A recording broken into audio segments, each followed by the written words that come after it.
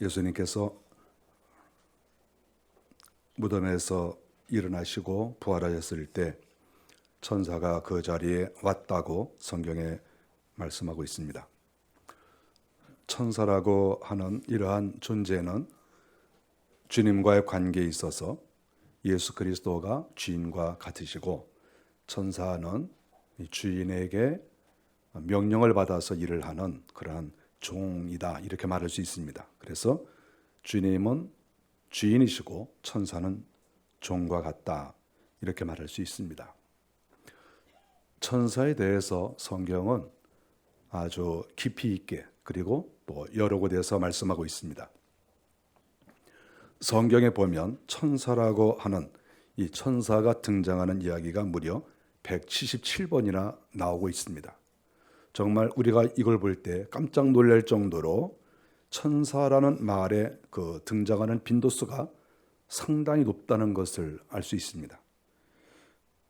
이렇게 천사는 하나님의 나라에서, 그리고 이 세상에서 정말 중요한 영적 존재다는 것을 알 수 있습니다.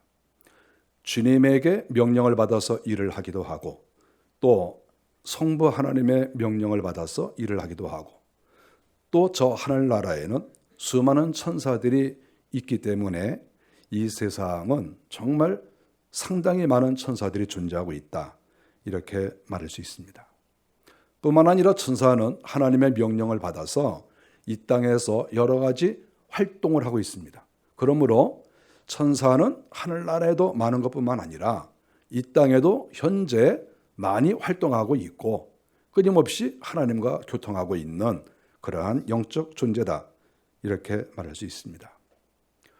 우리 주님께서 이 땅에서 활동하실 때 그 활동하시던 그 상황을 가만히 보면 우리 주님은 사람의 도움을 별로 받지 않으셨던 것을 알 수가 있습니다.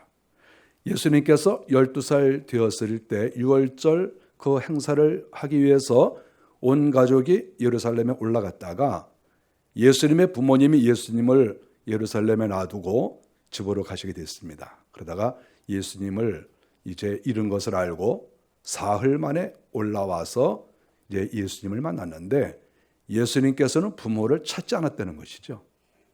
12살밖에 되지 않았지만 우리 주님께서는 부모가 그렇게 썩 의지를 하거나 부모가 자기를 보호해 줘야 된다라는 그런 생각을 별로 갖지 않은 그런 모습을 발견합니다. 우리 주님께서 잡히시던 밤에도 예수님을 잡으려는 그러한 말고를 베드로가 발견하고 가지고 있던 칼을 뽑아서 말고를 쳤는데 말고의 한쪽 귀가 떨어져 나갔습니다. 그때 주님께서 막으셨어요. 그러면서 주님께서 하시는 말씀이, 내가 하나님께 구해서 12군단도 더 되는 천사를 보내시게 할 수 내가 있다, 이렇게 말씀을 했어요. 예수님께서 만일에 싸움을 한다고 할 때, 예수님이 자기 자신을 보호해야 될 어떤 아주 위급한 순간이 된다고 했을 때, 주님께서는 하늘에 있는 12군단이나 더 되는, 하늘나라에는 우리가 상상하지도 못하는 12군단이라고 표현되는 그러한 천사를 하나님께서 나에게 보내주세요, 이렇게 내가 기도하면 하나님이 보내주신다. 그러니까 주님께서는 그 엄청난 숫자의 천사를 움직일 수 있는 그러한 권세와 능력이 있는 그러한 분이시다. 그러므로 주님께서는 이 땅에서 어떤 사람의 도움을 결코 원하신 적이 없다는 것을 알 수가 있습니다. 주님께서는 복음을 전하실 때에도 예루살렘에서 복음을 이렇게 전하실 경우 밤만 되면 감람산으로 가지 않았습니까? 주님의 거기에 가셔서 하신 일이 뭐겠습니까? 하늘에 계신 하나님께 기도하면서 하나님께 도움을 얻는 것이죠. 사람의 도움을 받지 않았어요. 주님이 이 땅에 어떤 권력자에게 찾아가고 어떤 힘 있는 자, 부자에게 찾아가서 나를 좀 도와주시오, 이렇게 말씀하신 적이 없어요. 왜냐하면 주님 자체가 하나님이시고 그리고 하늘에서 내려오신 분이기 때문에 이 땅에 어떠한 인간에게 결코 도움을 받을 필요가 없는 분이셨다. 그리고 주님은 맘만 먹으면 수많은 천사들이 당장이라도 내려와서 우리 주님을 도와주시게 된다. 이렇게 성경이 말씀을 하고 있습니다. 결국 예수 그리스도는 하늘의 사람이라고 하는 것이지요. 우리 주님께서 태어나실 때에도 누가복음 1장 30절에 보니까 예수님을 잉태하신 그 마리아에게 천사가 나타나서 보라, 내가 잉태하여 아들을 낳으리니 그 이름을 예수라 하라. 이렇게 말씀을 했어요. 예수님께서 움직이시는 곳마다 항상 천사가 등장을 했어요. 제가 성경을 지난 주간에 여기저기를 쭉 이렇게 살펴봤어요. 그랬을 때 예수님께서 탄생하시는 바로 그 아주 중대한 순간, 예수님이 이 땅에 내려오시는 그 순간에 천사가 와서 예수님의 어머니에게 네가 이제 잉태할 것이다. 그리고 그 아들이 태어나게 되거든 그 이름을 예수라고 하라. 이름까지 얘기를 하고 또 살의 아이가 태어날 것을 이야기를 하는 이러한 천사의 활동을 성경을 통해서 볼 수가 있는 것이죠.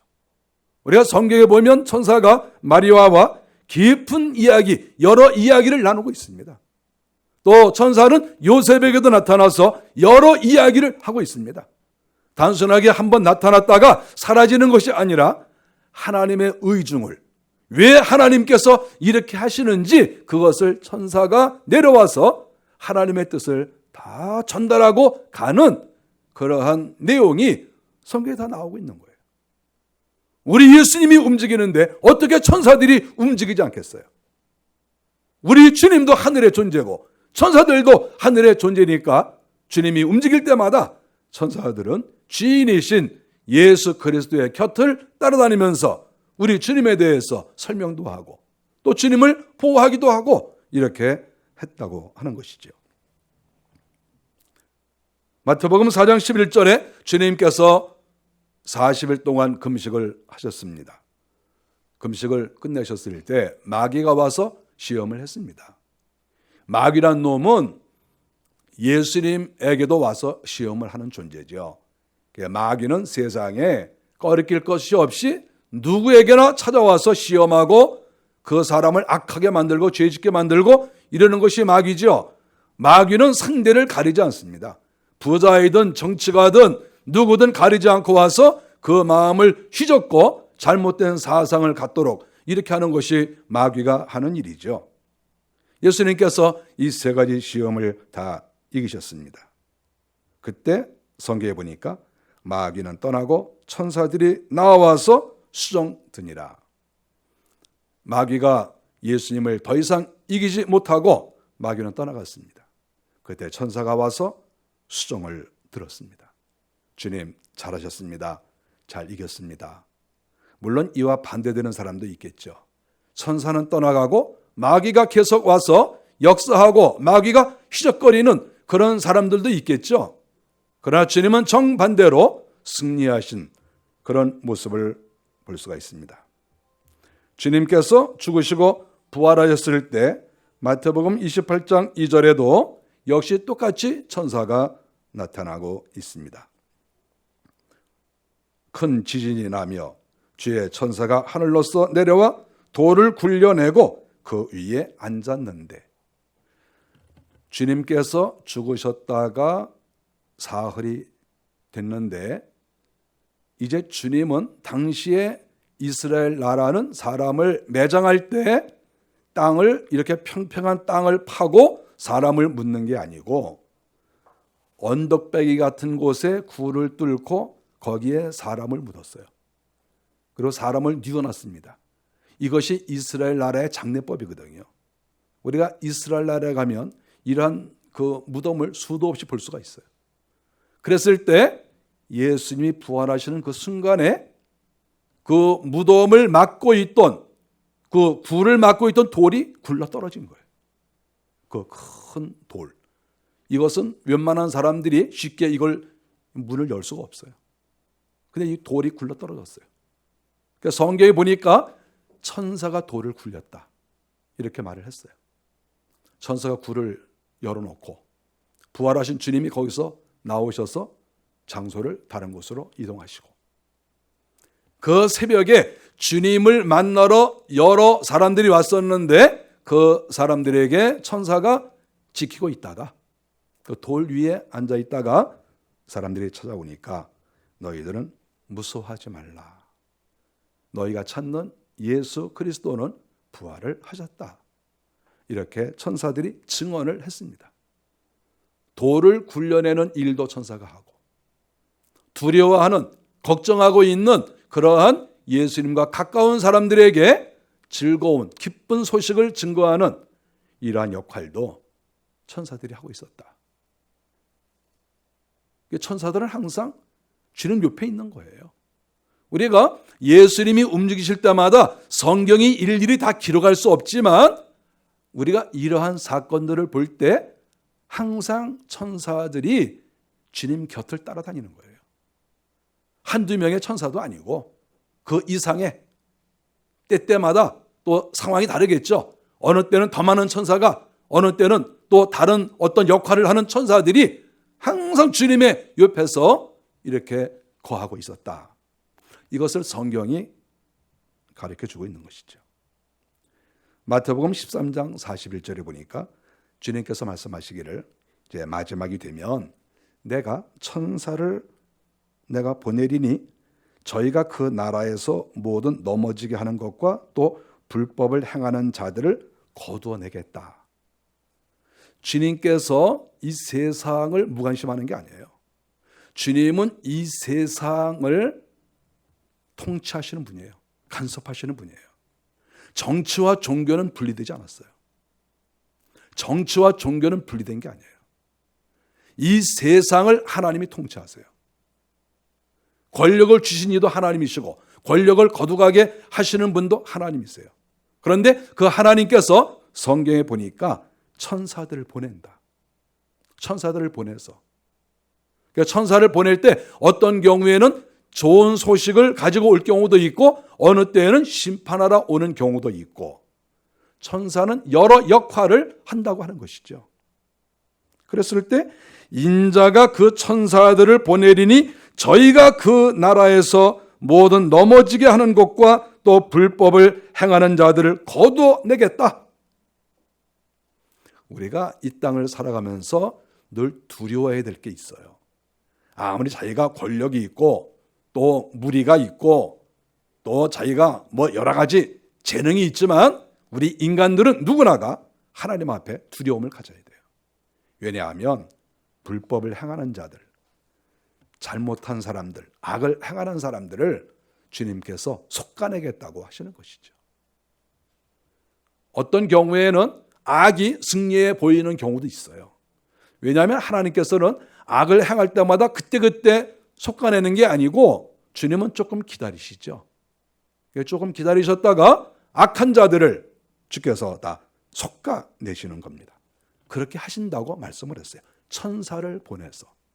그래서 우리는 누구나가 하나님 앞에 겸손해야 되고 두려워해야 되고, 하나님께서 세상을 통치하시고 하나님께서 나에게 건강도 주시고 힘도 주시고, 내가 만일에 권력이 있다고 하면 이것도 하나님께로부터 온 것이고 하나님이 나에게 잠깐 동안 위임하신 것이고, 내가 만일에 이것을 잘못 사용하면 하나님이 나를 속아내실 것이다.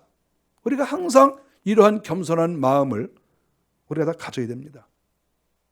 추수하시는 것을, 심판하시는 것을 천사를 보내서 하시겠다. 천사는 하늘에만 거주하는 것이 아니고 이 땅에도 수시로 이렇게 오고 가고 또 이 땅에 머물러 있으면서 지금도 이 세상을 통치하고 있다. 이렇게 성경이 말씀하고 있습니다.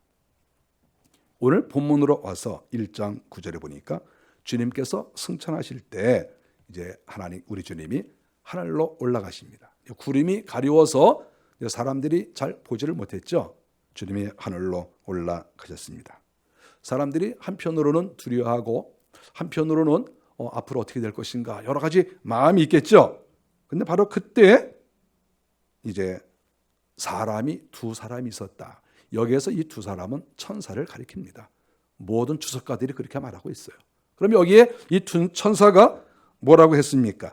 이 예수는 하늘로 가심을 본 그대로 오시리라. 이렇게 말씀을 했어요. 11절에.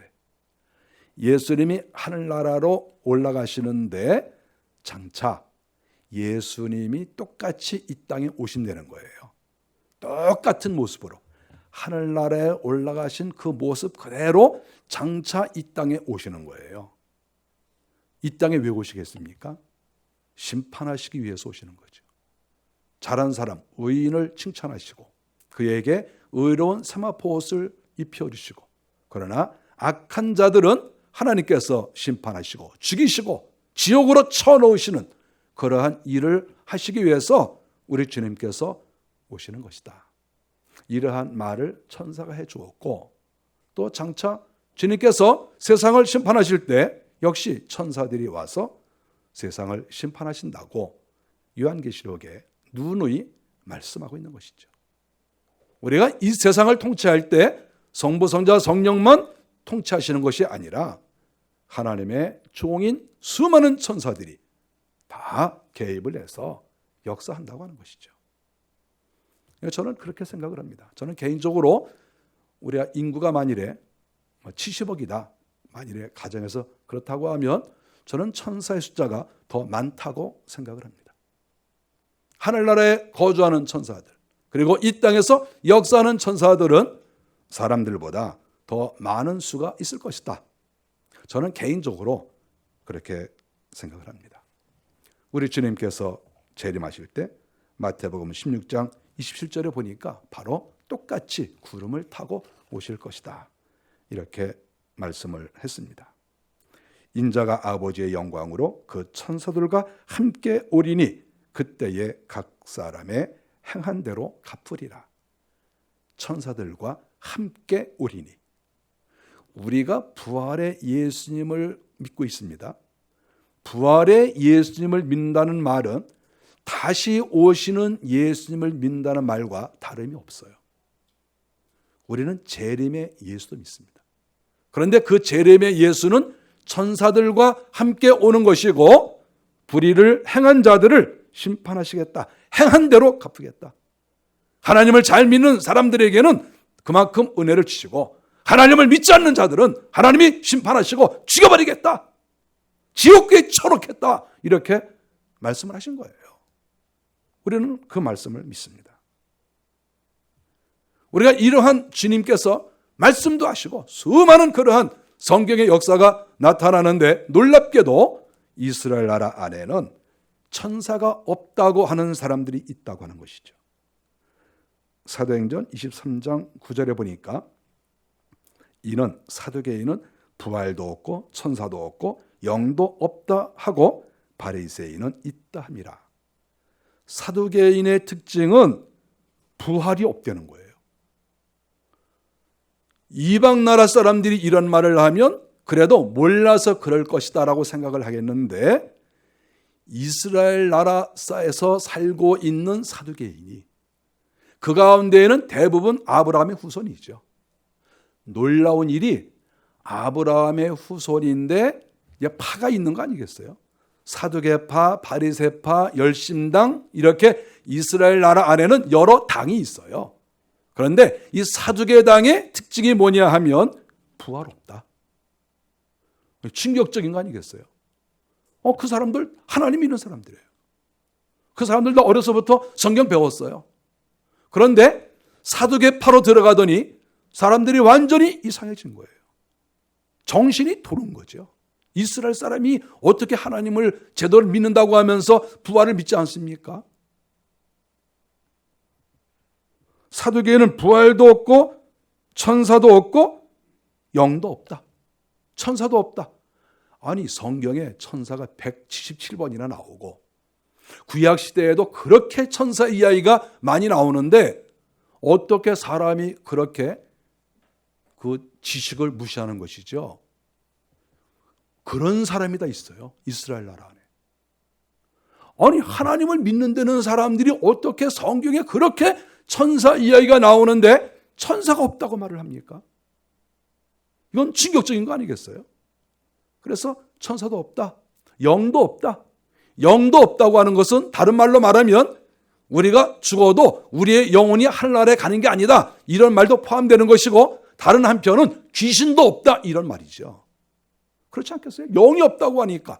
아니, 아담과 하와를 유혹한 것이 사탄인데, 아니, 그럼 영적 존재를 믿지 않는 거잖아요. 그러면 성경 자체를 믿지 않는 것이죠. 근데 왜 그 사람들이 하나님을 믿어요? 그리고 왜 그 사람들이 성전에 다닙니까? 너무 놀라운 일 아니겠어요? 이렇게 성경에 보니까 예수님 당시에 사두개인들이 충격적으로 부활을 믿지 않아요. 부활을 믿지 않고, 재림도 믿지 않고, 귀신도 믿지 않고, 천사도 믿지 않고, 영도 믿지 않고, 아무것도 안 믿는 거예요. 영적인 것을 믿지 않는 거예요. 이런 사람들이 이스라엘 나라를 다스리는 거예요. 이런 사람들이 결국은 주님을 죽이는데 앞장서지 않았습니까? 영적 존재를 모르니까 무서운 게 없는 거예요. 우리가 사람이 말이죠, 겸손하게 살 수밖에 없는데, 왜 겸손하냐 하면 어렸을 때에는 부모님이 계시기 때문에 부모님이 무서워서 함부로 행동을 못하는 거예요. 사람은. 저도 부모님이 늘 이렇게 집에 계시니까 내가 예를 들어서 자유스럽게 뭘 좀 하려고 해도 늘 조심스럽고 부모 눈치를 볼 수밖에 없죠. 그래서 늘 이렇게 집에도 일찍 들어가고 이렇게 살아온 거예요. 또 학교를 다닐 때에는 교수님이 계시지 않습니까? 그분들이 점수를 주니까 또 그분들 앞에 겸손해질 수밖에 없는 것이죠. 어디를 가나 마찬가지예요. 사람들은 그래도 눈치를 보고 사는 거예요. 하나님을 믿는 사람은 아무리 좀 이렇게 문제가 좀 있어 보여도 하나님을 믿으니까, 그리고 하나님께서 심판하신다고 하는 것을 알고 있기 때문에 아무래도 좀 겸손해져요. 왜냐하면 자기보다 더 높은 존재가 계시잖아요. 자기가 어떻게 행했을 때 행한 대로 갚으시기 때문에 두려울 수밖에 없어요. 저도 늘 두려워요. 여러분, 제가 안 두려워하겠어요? 늘 하나님이 두려워요. 행한 대로 갚으시니까.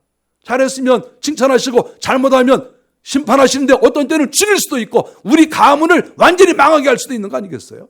내가 죄진 것 때문에 우리 가문이 멸절될 수도 있는 거예요. 그러니까 두려울 수밖에 없어요. 바리새인들은 그래도 부활을 믿었어요. 바리새인들. 우리가 성경에서 바리새인들 그렇게 우리가 비난하는데 그래도 그 사람들은 부활 믿고 그래도 영적 존재를 믿고 귀신 있는 거 믿었어요. 이 더 무서운 게 뭐냐 하면 사두개인들. 영적 존재를 믿지 않고 부활을 믿지 않으면 천국을 믿지 않는 거죠. 천국을 믿지 않으니까 하나님도 믿지 않는 것이고 어떻게 보면 겁이 없는 거예요. 우리가 이 세상에서 제일 무서운 사람이 어떤 사람인 줄 압니까? 겁이 없는 사람이에요. 자기를 통제하고 내가 잘못하면 나에게 벌을 준다라고 하는 그런 대상을 의식하지 못하는 사람이 이 세상에서 제일 무서운 사람이에요. 여러분, 그런 사람 제일 무서워요. 너 잘못하면 혼낸다 그러면 누가 나를 혼내? 이런 사람이 제일 무서운 사람이에요. 자기를 판단하고 자기를 심판하고 내가 잘못하면 나의 종아리를 치고 나를 죽일 수도 있는 그런 존재가 있다. 이것을 믿는 사람은 그렇게 사고를 쳐도 그렇게 크게 치지 않고 그래도 죄지면 죄진 거 알고 겁이 나는 걸 알아요. 하나님이 없으면 사람이 이상해져요.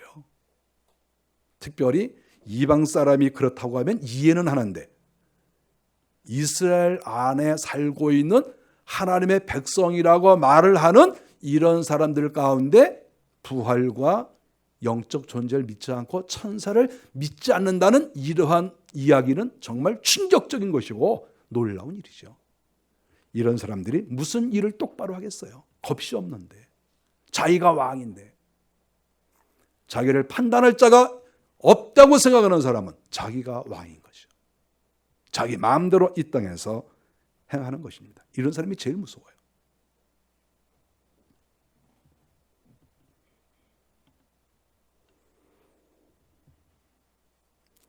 우리 주님께서 부활을 하시고 40일 후에 하늘나라에 올라가셨습니다.